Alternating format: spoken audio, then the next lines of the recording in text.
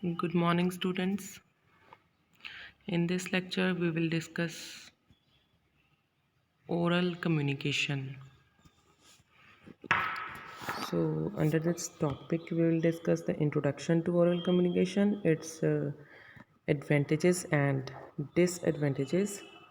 So, let's begin with our today's topic oral communication, meaning or introduction, advantages and limitations or disadvantages. So let's have a look over the introduction to oral communication. Students, oral communication implies communication through mouth. Oral. Oral communication means the communication that takes place through mouth. It includes individuals conversing with each other, be it direct conversation or telephonic conversation. It includes individuals conversing with each other, be it direct conversation or telephonic conversation. Means if a person is communicating directly to someone or on a telephone, both of these forms are included in oral communication. Speeches, presentations, discussions are all forms of oral communication. Speeches, presentations on any topic or discussions on any topic, all these are forms of oral communication. Oral communication is generally recommended when the communication matter is of temporary kind or where a direct interaction is required. So, if there is any possibility of direct interaction or communication matter of temporary kind, then oral communication is recommended. Face to face communication means face to face communication means the communication in which meetings, lectures, conferences, interviews, etc. are included. So, oral face to face communication is significant so as to build a rapport and trust. So, oral communication is which takes place or which implies communication through mouth. So, all types of speeches, presentations, discussions, meetings, lectures, conferences, or interviews, all these are included in oral communication. Let's now discuss the advantages of oral communication. First, there is a high level of understanding and transparency in oral communication as it is interpersonal. The very first one advantage of oral communication is that there is a high level of understanding and transparency in oral communication. Next is because transparency means because the person is speaking in a open form, means there is no opaque or nothing that is hidden from the other group or the other person. So it's transparent mode of communication. Next is there is no element of rigidity in oral communication. There is no element of rigidity in oral communication. There is a flexibility for allowing changes in the decisions previously taken. So, if a person has taken any decision regarding anything in past, he or she can change it in future while having a oral communication. So there is no element of rigidity, means there is a flexibility in oral communication. Next is the feedback is spontaneous in case of oral communication. Feedback is spontaneous in case of oral communication. Thus, decisions can be made quickly without any delay. In oral communication, decisions can be taken without any delay and quickly. Next is oral communication is not only time saving but it also saves upon money and efforts. Oral communication doesn't save only the time, it also saves money and efforts which are done by a person to achieve anything. Next is oral communication is best in case of problem resolution. Oral communication is best in case of problem resolution.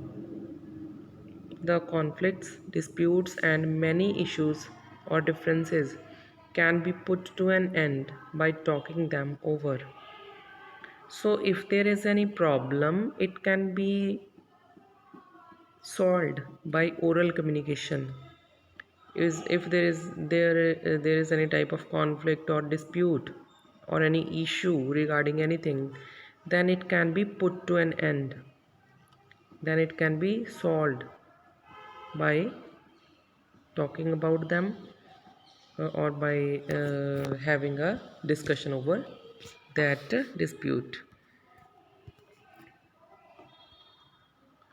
Next is oral communication is an essential for teamwork and group energy. If there is any group or teamwork, then oral communication can be used. So it's essential for teamwork and group energy. Next is oral communication promotes a receptive and encouraging morale among organizational employees. If the employees of any company they have discussion over any topic through oral communication, then it increases their response and their encouragement, and it helps in increasing their morale. Next is oral communication can be best used to transfer private and confidential information or matter. Oral communication can be best used to transfer private and confidential information or matter. So, oral communication can be used to transfer private and confidential information. So, students, these are the advantages of oral communication. Let's now discuss the disadvantages of oral communication. The very first one is relying only on oral communication may not be sufficient as business communication is formal and very organized. Relying only on oral communication may not be sufficient because business communication is very formal and very organized. So, any company or organization cannot depend only upon oral communication. Next is oral communication is less authentic than written communication as they are informal and not as organized as written communication. So, for authenticity, written communication is best. And for authenticity, we can't depend upon oral communication alone. We can't depend upon oral only upon oral communication. Next is oral communication is time saving as far as daily interactions are concerned, but in case of meetings, long speeches consume lot of time and are unproductive at times. So, oral communication is time saving as far as daily interactions are concerned. But when there is any meeting or long speeches, then they consume lot of time and are unproductive at times. Next is Oral communications are not easy to maintain and thus they are unsteady. Oral communications are not always easy to handle or maintain. Next is there may be misunderstanding as the information is not complete and may lack essentials. There may be misunderstanding as the information is not complete and may lack essentials. So, in oral communication, the information which we provide or regard may be incomplete.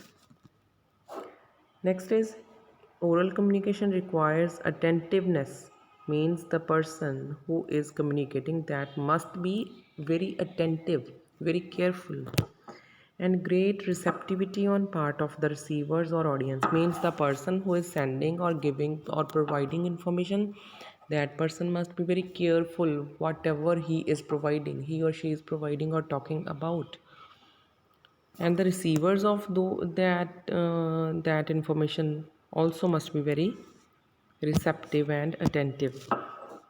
Next is oral communication such as speeches is not frequently used as legal records except in investigation work. So oral communication is not frequently used as legal records, means the legal records cannot be maintained or shared through oral communication. So these are the disadvantages or limitations of oral communication. So students, today we have covered the topic oral communication, its advantages and disadvantages. Tomorrow we will continue with next lecture. Thank you. Thank you very much.